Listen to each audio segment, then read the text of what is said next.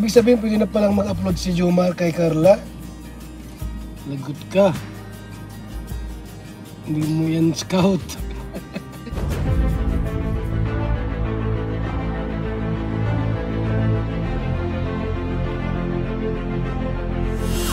Ayun, shoutout guys, muli po, welcome to my YouTube channel. Ito po si Kuya Julay, ang inyong katugang, ang inyong kalingap na muling bumabati muna sa inyo ng magandang araw, magandang gabi. Saang sulok man po tayo ng mundo naroon. At sa araw na ito, panibagong vlog po tayo. Pag-usapan po natin, yung nabanggit po ni Kuya Val Santos Matubang patungkol po kina Jomar at saka po kay Carla, na kung saan ho, nandun sila sa Cebu sa ngayon, mga kabayan po natin. Nung blinag ho ba ni Jomar si Carla ay against the rules? O meron bang depensa si Jomar patungkol po sa bagay na yan? Pag-usapan po natin yan maya-maya ng konti. Pero bago po yun, paalala muna si Kuya Julay. Paki-subscribe po yung ating channel, Julay Paunil.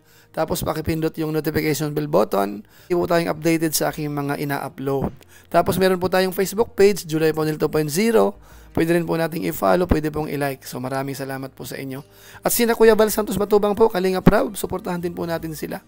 Kasama po yung mga Lingap partners. So maraming salamat po sa inyong lahat.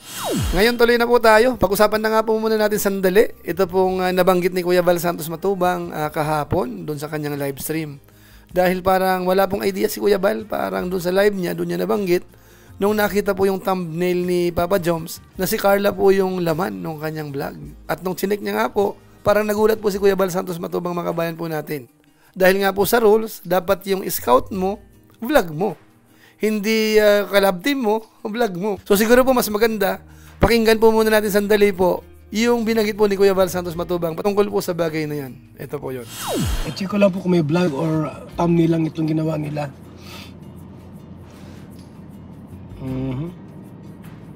Alam, may vlog ka. Lagot ka.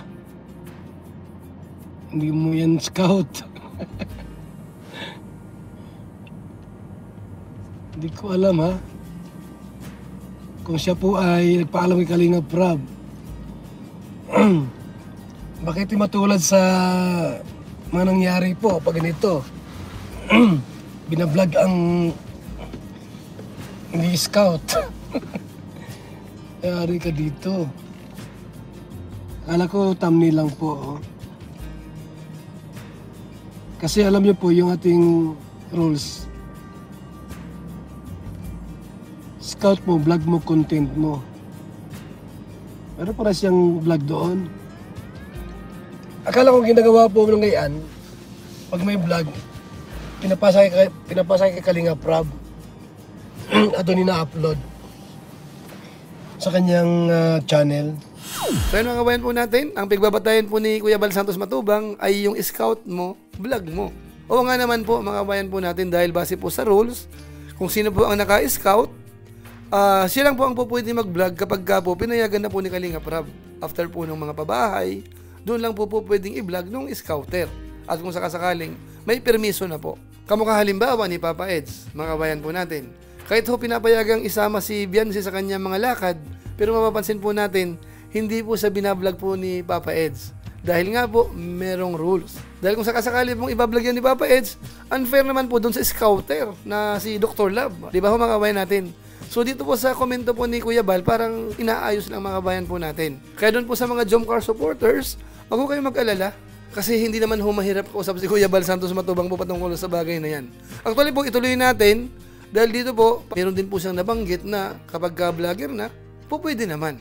Ito panoorin po natin. Ibig sabihin, pwede na palang mag-upload si Jomar kay Carla.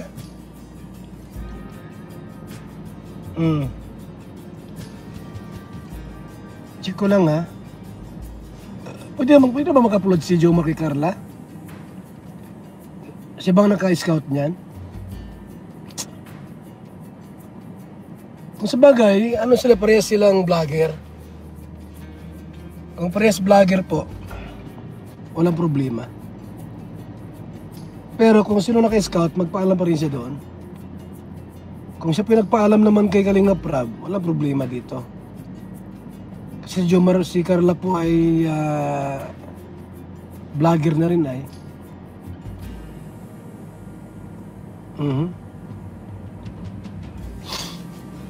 Okay.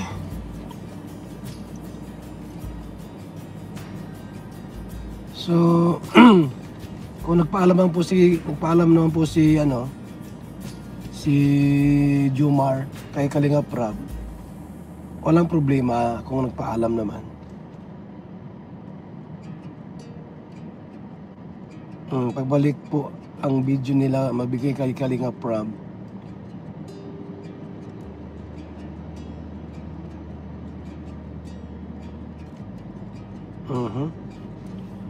So may rules tayo kasi po, no? Scout mo, vlog mo, content mo. Kaso si Carla po ay vlogger na rin eh. Once kasi na vlogger na yung isang beneficiaries at siya po recognize na Kalinga partner, Kalinga vlogger, yung rules po ay mabibreak na po yon. Hindi na yon yung rules dinaangkop sa kanya. Sa ano po, beneficiaries lang po. Pero pag yung beneficiaries po ay naging vlogger na, kahit sino pwedeng i-vlog. So ayan mga kabayan po natin, so maliwanag. Bagamat sinasabi po ni Kuya Bal, parang depende kung nagpaalam kay Kalinga Prab, kahit na po parang against sa rules yan, okay lang, lumalabas. Tapos ang dinugtong po ni Kuya Bal Santos Matubang dito, yun po pala ay talagang applicable yun sa mga recipients mismo. Yung mga tinutulungan na wala naman pong channel. Kung sakasakali pong napabahayan na yan, yung mga vlog ni Kalinga Prab ay okay na, po pwede na rin po silang i-vlog nung scouter. Para masunod naman po yung scout mo, vlog mo. Pero kung sakasakaling vlogger na po, kamukha po ni Carla, so po pwede na po mga kabayan po natin. Kaya kung atin pong titingnan, i-analyze natin, base rin po sa comment ni Kuya Bal Santos Matubang, po pwede na. Kaya sana po, yung mga fans po ng Jomcar, ay huwag kayong magtatampo po kay Kuya Bal Santos Matubang.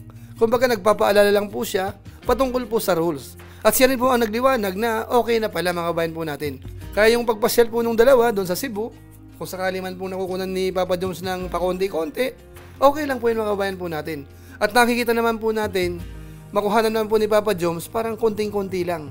Dahil yung pinaka-main na vlog po, inihanda yon kay Kalinga Prab. Na yun nga po ang inabangan natin para mapanood din natin yung mga naging highlights doon po sa Cebu. So sana po maliwanag po yun mga kabayan po natin. Una, yung rules na paalala ni Kuya Val, scout mo, vlog mo. Hindi escort mo, vlog mo. Baka ang nangyayari po kasi, yung katandem mo ang magbablog sa kanila. So bawal po yun, base po sa rules. Kapag hindi pa vlogger yan, hindi pa po pwede mga kabayan po natin. Ang po pwede lang ho, yung scouter, kapag pinayagan na po ni Kalinga Prab. Kung sakasakaling doon sa mga cases na parang medyo alanganin pa, basta ho nagpaalam at pinayagan, po pwede po yan. Ayun po ang excuse po sa rules. Mga kabayan po natin, tandaan po natin yan. At tayo po naniniwala na si Papa Joms ho, ang laki ng respeto kay Kalinga Prab.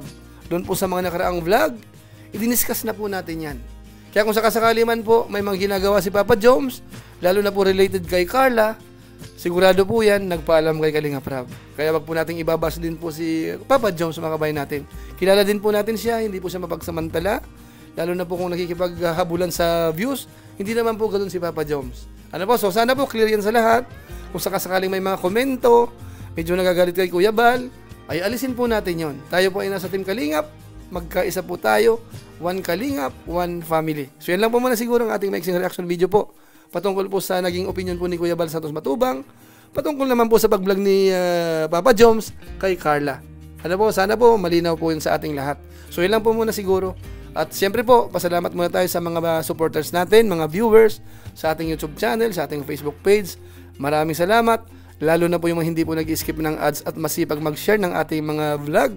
Kaya kung inyo ito nagustuhan, pwede po nating i-share. So maraming salamat po sa inyo. So muli, ito po si Kuya Julay, ang inyong katugang, ang inyong kalingap na pansamantalang nagpapaalam po muna. Kita-kita ulit tayo sa mga susunod ko pang vlog. Maraming salamat sa inyong walang samang pagsuporta po sa ating YouTube channel. Pagpalain nawa kami ng Diyos, mabuhay tayong lahat. God bless. Bye-bye!